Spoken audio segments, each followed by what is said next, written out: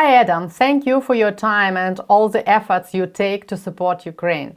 Probably that would be my first question. Why do you do all this for Ukraine? Look, I mean, Ukraine is fighting on behalf of all of us.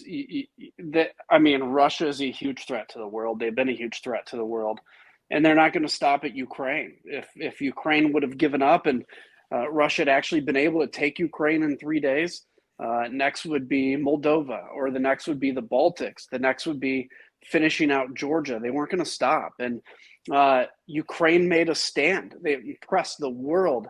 They're fighting for their home, and it is the least we can do as Americans and as freedom-loving people to just stand up and give Ukraine everything they need, both in moral support, in material support, and I think just backing up the government full-fledged. In June, you introduced legislation to train Ukrainian fighter pilots. You are a pilot yourself, so what's your assumption? How long will it take to train our pilots?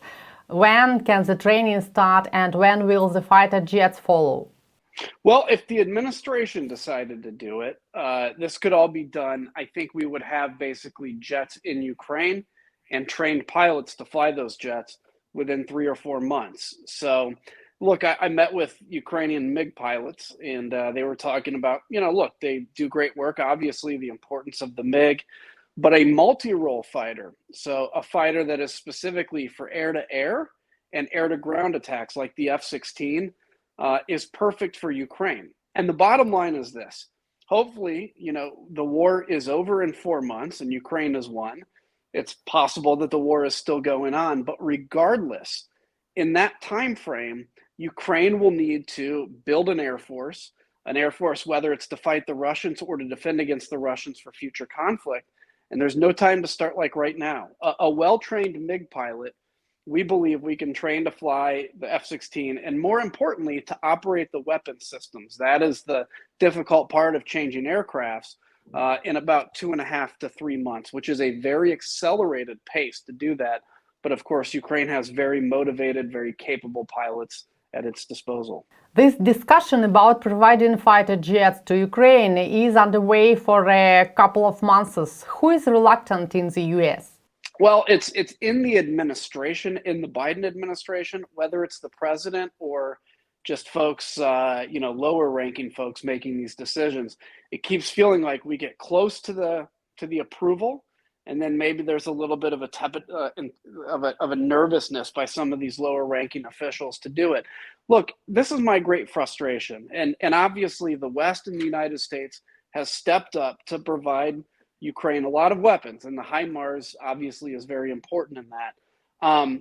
But we have to quit worrying that somehow if we provide Ukraine the ability to defend itself, that they're going to invade Russia. I mean, I don't think there is anybody in Ukraine that is saying, hey, when this war is over, let's invade Russia, because they know that now, that's going to be a very difficult thing to do. You just want to defend your country. And I think defend your country to the pre-2014 borders. We want back Crimea and all of the East.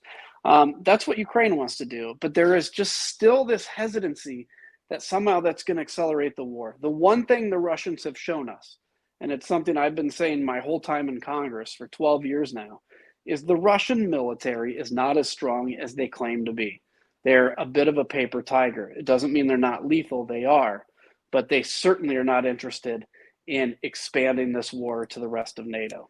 So for you, it wasn't a surprise that the Russian army turned out to be not that strong as it had been said? So look, if you look at I think I was even surprised by just how fiercely Ukraine stood up and defended its country. There's not a single person that hasn't been impressed or hasn't been taken aback by that. Because again, we were under the belief that there was just so many Russians. But the thing I've always been saying about the Russian military and the Russians in general, Russia is a gas station. That's its assets. We know Ukraine. Ukraine has assets. It has grain. It has sunflower. It has industry. It has motivated people. It has very smart people. The United States, we know our industries. We have agriculture. We have energy, et cetera, et cetera. Russia has just energy. That's it. And they cannot invest enough in their military to be able to defeat NATO, the United States, and even, quite honestly, Ukraine with the right weapons. When I was in Latvia about 4 years ago, we were very concerned about the Russian electronic warfare capability. Well, it seems to be that we've now exceeded their ability on that and we've matched it. But the Russian military, their power is in scaring people. And when somebody stands up and they say, we're not afraid, like Ukraine has done, they show the true weakness of the Russian military and the true strength of what democracy is when it fights for itself.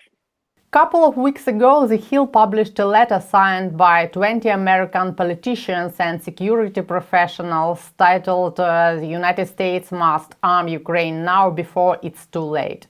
They tried to convince the Biden administration to provide more weapons to Ukraine. Do you think that things like this influence the Biden administration? Yeah, and I think many of Congress's kind of statements, I guess, for the last 6 months have had an impact.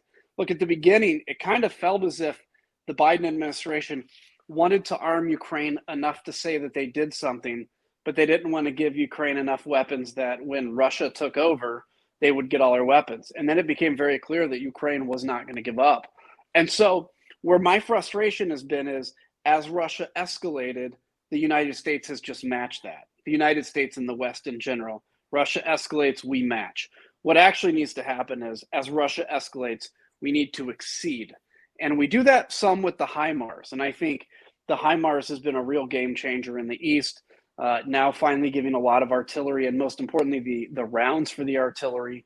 But I think we have to go even further now. It's building out that Ukrainian Air Force that even when the war is over, Ukraine's going to need an Air Force that is not based on MiGs. We've basically flushed all the MiGs and all the MiG equipment through the supply chains and in short order because of this war. Eastern Europe isn't buying any more MiGs. Russia is probably not making much more right now with the sanctions. And so it's time to move Ukraine, as we are the rest of Eastern Europe, onto NATO standard weapons. You said that HIMARS systems had become a game changer for Ukraine. There is still a discussion whether to provide long-range missiles for HIMARS. Who in Washington is reluctant to supply them and why? I think it's the same, whoever the people in the administration are that are scared of escalation. And I don't think it's Joe Biden himself. There's, a massive kind of infrastructure of people behind him making some of these decisions. He's probably being convinced that if we give Ukraine the longer range HIMARS, somehow they're going to bomb Moscow, which again is nuts because all Ukraine wants to do is to crush the evil Russians in Ukraine and have their country back. There's no desire to expand the war into Russia. And so we need to keep putting that pressure on. Again, the shorter range HIMARS have been effective. We've been able to hit, or Ukraine has been able to hit, Russian supply depots, Russian ammo depots. Now it appears Russian troops in some of the river crossings. But a longer range HIMARS does a much better job of pushing those supply lines even further back. And so now instead of having to drive, in some cases, 90 miles to bring supplies to Russian troops, you'd have to drive 300 miles. And that's unsustainable. That's how you end the war in Ukraine quickly. What we don't want to see in Ukraine is a long, frozen, bloody conflict because Ukraine's not going to give up. And we have to deal a real death blow to Russia in order to end this war because Vladimir Putin has no regard for human life. He's made that very clear. Looking back in February, was it possible for Ukraine to stop Russian troops, to fight them back in a shorter period of time if the United States and allies had provided weapons before invasion, not after? Yeah, I think it could have gone faster. It's always hard to kind of say what would happen in the past because I think the Ukrainian military, as much as it had been trained by American special forces, by British, etc., and was able to really put up a counter-invasion kind of plan, a standard, in essence, how to fight a war, how to bring the civilian population into the fight to fight on your behalf. They've done a great job. But I'll tell you, the Ukrainian military today is even far more capable than the Ukrainian military of 6 months ago, not just because of the new equipment, but because of what they have learned. It is amazing for me to watch the Russian military be unable to lose a Russian commander and still function, whereas the Ukrainian military does what the United States does very well and is one of our biggest strengths. is if an officer is killed or wounded, the senior non-commissioned officer takes over, and that continues to get handed down till basically there's two people left in a unit. It's that chain of command, and that's what's allowed Ukraine to basically act very agilely, to be able to maintain unit fighting effectiveness even with high casualties. And so I think we certainly could have shortened this war by giving Ukraine much better weapons much earlier. But I think it's also important to note the Ukrainian military today is far even more capable than of 6 months ago. In July, the United States Senate passed a resolution calling on the State Department to declare Russia a state sponsor of terrorism. But as far as I understand, it's not enough for the State Department to make this decision. Can the Congress vote for this, and why haven't you done it yet? I think we will. I think there's a lot of support. There's quite a few things that come along with, declaring a nation like Russia a state sponsor of terrorism, but they are. I mean, the fact is they are. I don't care if they're big. I don't care if they have a lot of gas. When you see what's going on at the nuclear station right now, with basically the constant threats by the Russian government to create nuclear sabotage, Russia is nuclear terrorists. They're nuclear terrorist states. And then what you see on the ground, when Irpin was liberated, in other areas that have been occupied, the rapes, the tortures, the murders, Russia is a state sponsor of terrorism. Russia is a terrorist state. So we hope that we can get this through all levels of government and signed by the president. It does come with some serious implications. We'd love to see the rest of Europe follow suit. Recently, you said that if the Russians orchestrate an accident at the Zaporizhzhia nuclear power plant with radiation outflow, it must be treated as an attack on NATO states. And then NATO's Article 5 might come into force. Is that your personal assumption, or the reaction of NATO could be quite that? I do believe that if there is damage to the plant and it leads to a Chernobyl-type situation where you have basically intentionally done by Russia in this case, not an accident, but an intentional thing. And then now you see that radioactive cloud, not just killing Ukrainians, but going into places like Poland, Romania, and wherever that fallout is, potentially also with an uncontrolled nuclear meltdown, leading to things far worse than we ever saw in Chernobyl or 3 Mile Island here in the US. I think that is an automatic Article 5 of NATO because, look, you're going to now have people that are killed and injured in a NATO country like Poland.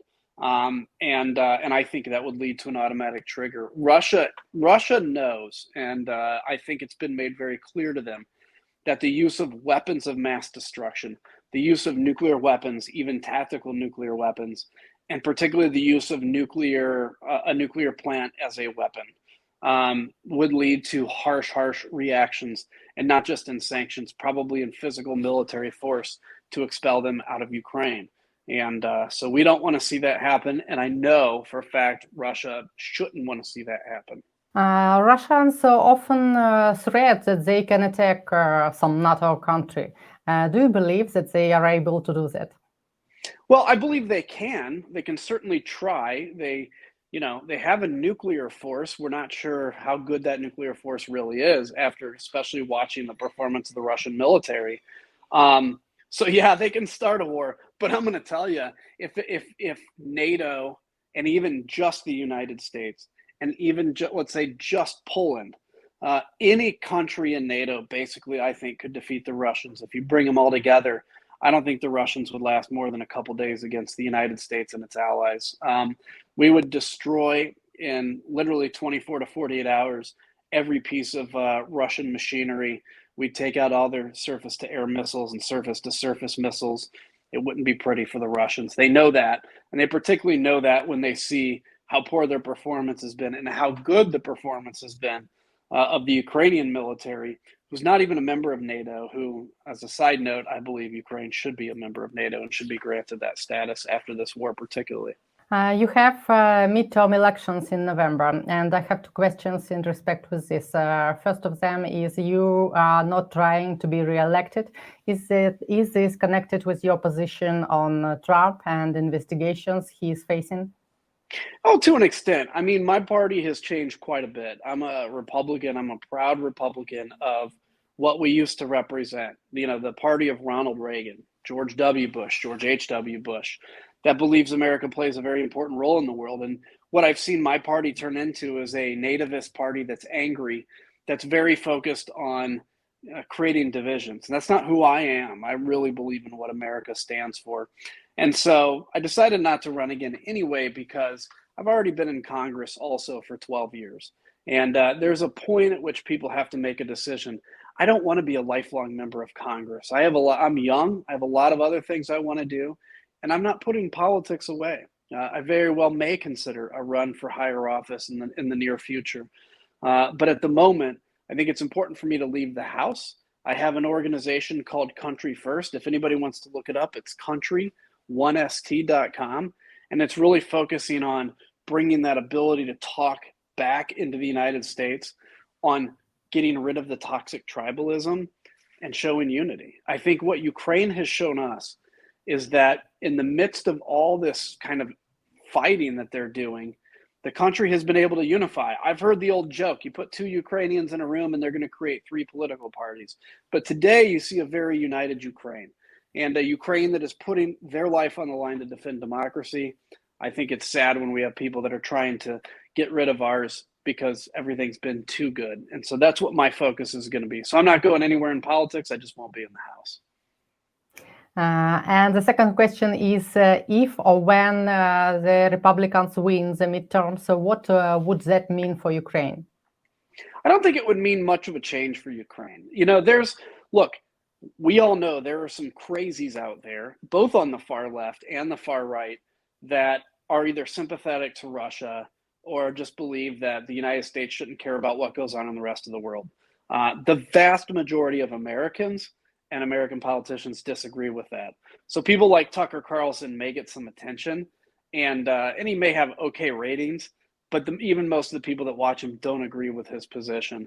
And so I think no matter who's in charge of Congress and the Senate, the support for Ukraine will remain very strong. If you look at votes in Congress, for instance, I think probably the last Ukraine vote we had was something like 386 people for and maybe 15 or 20 against. That's a coalition you're not going to break. And we are committed, I think, to Ukraine's victory. And this is why it's so important for when you see Ukrainian members of parliament or Ukrainian military members that come over to the United States, I can tell you, because I've met with all of these folks, they're not here to have a good time. In fact, many of them tell me how awkward it is to be in a city where you don't hear air raid sirens all the time. But they are here spreading the message of Ukraine, making sure that it's not forgotten in the halls of Congress. The halls of Congress is the most powerful place in the world. And so they're doing good work of keeping that alive. And I'll just say to all the Ukrainian people, keep your spirits up. Recognize that as terrible as war is, I've been in war before, but not necessarily fighting to defend my own country. As terrible as war is, the rest of your life will be judged on how you acted in this moment. And you want to be able to look back and say that you did everything, you put everything on the line. And I got to tell you, Ukraine, I think in the long term is going to emerge even stronger from this than they would have been had there been no war in the first place. I just wanted to ask you if you have any contacts with Ukrainian MPs and if they are active and effective enough in lobbying Ukrainian interests in the United States, or can they do more? No, look, I have both some Ukrainian MPs that I talk to regularly on Signal or on WhatsApp, a lot that come in and talk to me in Congress. They are very active. And I'll tell you again, the more active, the more outreach that happens, it's even better, because every time, and it's usually when we're in session, I'm meeting with one or two Ukrainian groups a week, whether they're members of parliament or whether they're military members or aid groups. And I always learn something different, and I'm always inspired by something different. And it really helps to make, I can read all about the situation in Ukraine. I hope to be in Ukraine in the next few months to see for myself what's going on. But you can only read so much until you actually meet with people that know what's going on, that can give you that effort. And so I'll tell you what, it's you had one specific member of parliament that she was here when she was pregnant, got kind of stuck here, and yes, she spent that time lobbying very hard for Ukraine, and I would give her frankly, a significant amount of credit for the reason that Ukraine has HIMARS. She was talking about HIMARS before any of us were. Probably my last question would be, what do you know about Americans fighting in Ukraine? Look, I don't know a ton. There are some I talked to. We know that they are legitimate members of the Ukrainian military. They are sworn into the Ukrainian military and members of Foreign Legion. So we expect and we demand that every American, every foreigner that is a sworn member of the Ukrainian military be treated in accordance with the Geneva Convention. We've had some concerning reports that some of the foreigners aren't being treated in accordance with the Geneva Convention. That's our demand. I'm very proud of Americans who make the decision to go over there and put their lives on the line with a country they may not know very well, but the people I've talked to have said they've become fast family with Ukrainians and that there's a natural bond there. And the Ukrainians I know, I'll tell you what, they're just fun people. I'd love to fight with them as well. And if I was in a position to do so, and I'm very proud of the Americans that are there. But again, the vast majority of them are sworn in as Ukrainian military members, and we expect that they be treated in accordance with the Geneva Convention by all Russians. What is your vision? How long the war can go? Look, I obviously I want the war to be over tomorrow. The war could go for years. Most wars do last years. I think there's going to be a point where my hope is the Russian morale breaks. Yes, Vladimir Putin can continue to send people into a meat grinder. He's fully able to do that because he doesn't care about life. And except for the fact that the HIMARS has taken out a lot of artillery shells, it's helped to silence the indiscriminate bombing of Ukrainian cities, but it's still happening. My vision is that I would love to see the Russian morale collapse and the Russian lines break. Reminds me of what happened in 1991 in Iraq with mass surrenders. Every Russian should know that you will die if you're in Ukraine. You're either going to surrender or you're going to die or you're going to leave. Make that decision now because it's just a matter of time. So I'd love to see this be over soon. And my long-term vision for Ukraine is just, look, a terrible moment. This is a time when there's a lot of tears, a lot of grief, and a lot of loss.